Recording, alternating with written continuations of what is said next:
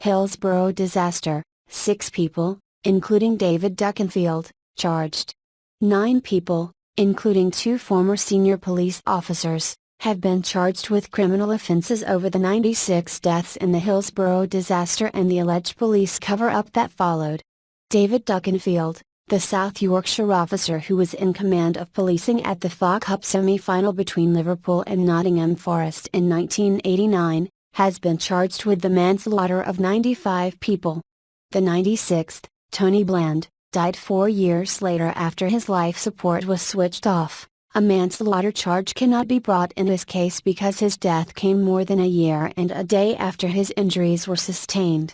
Sue Hemming, the Crown Prosecution Service head of Special Crime and Counter-Terrorism, said the CPS would allege that Duckenfield's failure to take personal responsibility on the day was extraordinarily bad and contributed substantially to the deaths of each of those 96 people who so tragically and unnecessarily lost their lives.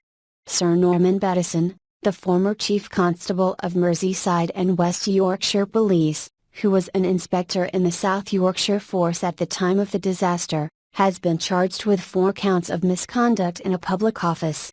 Of those charges, Hemming said Bettison allegedly told lies about his involvement in the disaster. Given his role as a senior police officer, we will ask the jury to find that this was misconduct of such a degree as to amount to an abuse of the public's trust in the office holder, she said. Graham Mickerell, the Sheffield Wednesday chief executive and officially designated safety officer for the Hillsborough Stadium, has also been charged with breaching the terms of the ground's safety certificate and failing to take reasonable care under the Health and Safety at Work Act.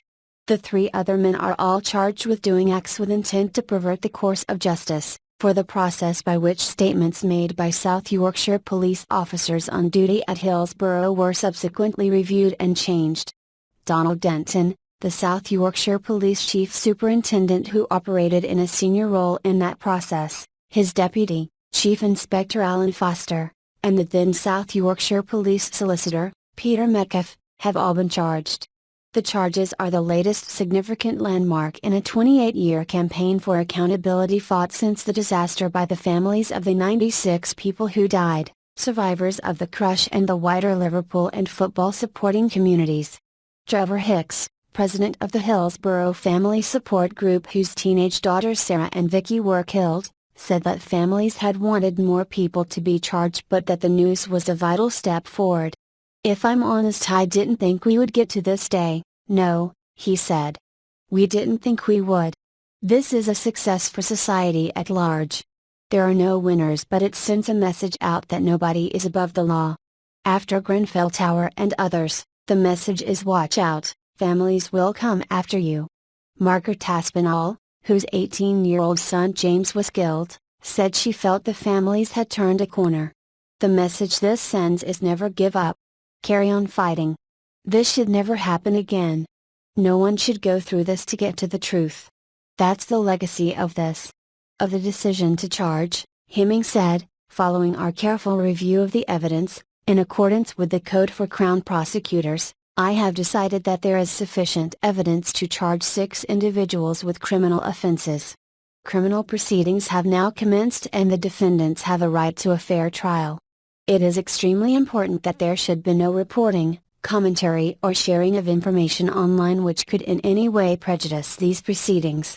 She said that in order to bring the case against Duckenfield, the CPS will have to make a court application for removal of the legal bar on further prosecutions imposed by the judge who heard the private prosecution brought by the families themselves in 1999.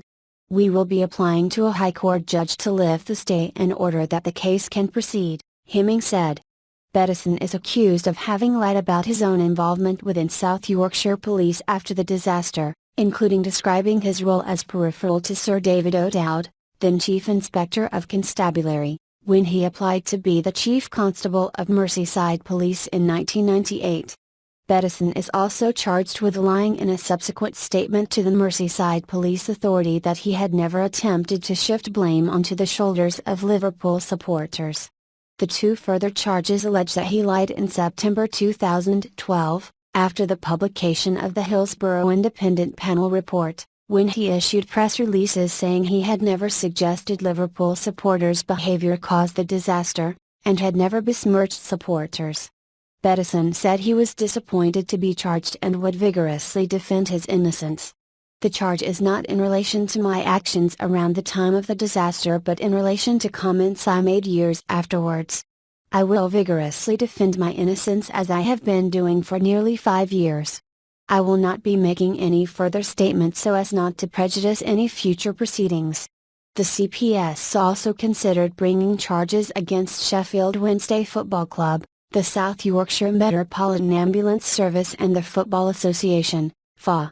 Hemming said Sheffield Wednesday could not face charges as a legal entity as it only now exists on paper. She added there were no directors or others listed who formed the company and therefore no one who can give instructions to answer any criminal charge or enter a plea. There was insufficient evidence to prosecute senior staff from the ambulance service, she said. There was also insufficient evidence to bring a case against the FA, which was considered for breaches of health and safety legislation and the Safety of Sports Grounds Act. Hemming said there was not a realistic prospect of a conviction against them. Families of those who died gathered at Parr Hall, a venue in Warrington, near Liverpool, to hear the news directly from representatives of the CPS. Family members who were given the news personally in a meeting with Hemming said there was a feeling of relief that charges had been brought. Leo Fallon, brother-in-law of Andrew Sefton, who was 23 when he was killed at Hillsborough, said it was gratifying to see some charges brought but said it had been too long to wait until 28 years after Andrew's death. He said, "There is a sense of relief among families, and we have to wait and see what the outcome will be. But our feeling is it has taken far too long. If it had been dealt with properly at the time, it would have damaged people less, and cost the public less." Barry Devonside, whose son Christopher, then 18, died in the lethal crush on the Leppings Lane terrace, said, "Fortunately the families have behaved with the utmost dignity. In my mind we had a son, and I don't want to make stupid comments, but he was a perfect son in every way. He had respect for himself, and for his mom and dad, and for the public." Last April the jury, which heard new inquests into the deaths, determined following 2 years of evidence that the 96 people had been unlawfully killed, and that the conduct of Liverpool supporters who attended the match did not contribute to the dangerous situation. In January, the 2 new criminal investigations into the disaster and South Yorkshire Police conduct afterwards announced that they had sent files of evidence to the CPS on 23 individuals and organisations. 15 of those 23 files related to the circumstances that led to the disaster itself on April 15, 1989. In which hundreds of people suffered injuries and trauma as well as the 96 people who were killed. The remaining 8 files were sent by the Independent Police Complaints Commission, relating to their inquiry into the way the police compiled evidence and presented its case in public and to the subsequent legal procedures. Further files of evidence sent by the IPCC relating to 2 officers from West Midlands Police, which was brought in to investigate the disaster in 1989, remain under consideration. The IPCC said 2 more files, relating to an allegation that police evidence was falsified to claim that Liverpool supporters inflicted cigarette burns on a horse, were sent to the CPS this week. The new inquests were ordered after the first verdict in 1991 was quashed by the High Court in December 2012, following a 21-year campaign by the families and a report in September 2012 by the Hillsborough Independent Panel. The panel's report prompted the new police criminal investigation, Operation Resolve, into the events at the semi-final, which led to the lethal crush, and by the IPCC into the alleged efforts by South Yorkshire Police to cover up their own responsibility and pervert the course of justice. The criminal investigations, based in 5 floors of the Warrington office block, have cost a combined £100 million over 4.5 years. The government has funded the costs of legal representation for the bereaved families, who struggled to fund their battle through the courts for 23 years before the panel's report, facing police lawyers paid out of public funds.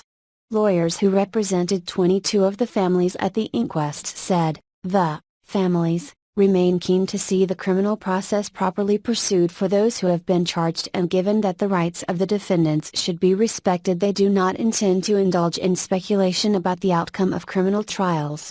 They do, however, hope that the memories of their loved ones and the integrity of the fans who attended Hillsborough will be respected during the process. The defendants, other than Duck and Field, will appear at Warrington Magistrates Court on 9 August.